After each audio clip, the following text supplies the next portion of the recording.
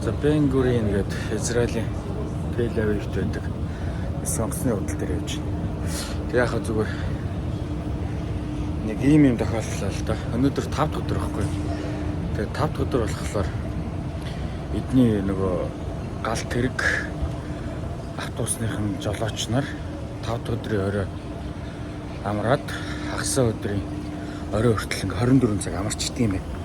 Энэ эднийх нь өөрсдийнх нь нөгөө шашных нь одоо үйлэх үетэй холбоотой юм байна. Юу вэ гэхээр нөгөө эдний хүн төрлөختөн одоо бурхан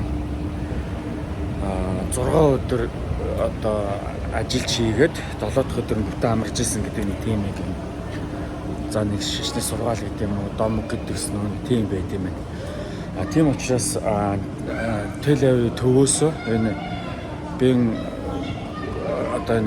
Бенгуардийн тэрний онгоцны буудал хурж байгаа одоо гал тэрэг автобусны үйл ажиллагаа бүтэн 24 цаг 5 дахь оройноос одоо 5 дахь 4 цагаас хагасааны 4 цаг хүртэл ингээд яг 24 цаг зогссон юм байна.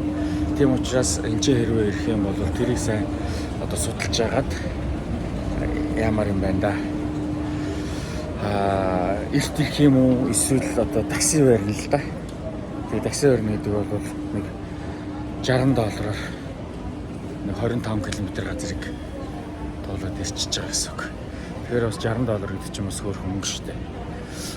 Юугаар бол нэг $7 орчмоор хүрээд ирж байгаа. Автобусаар, метрогоор, метро гэж байна. Гал тэрэг, урдны гал тэрэг. Тэгээ энийг бас бодолж баймаар юм байна. Тэгэд сайн харж үзснийхээ нэг юм жоох их түрээд ирсэн чинь балраал гэж бас. Төвчөөс оруулдгүй юм байна, эрт ирчлээ гээд.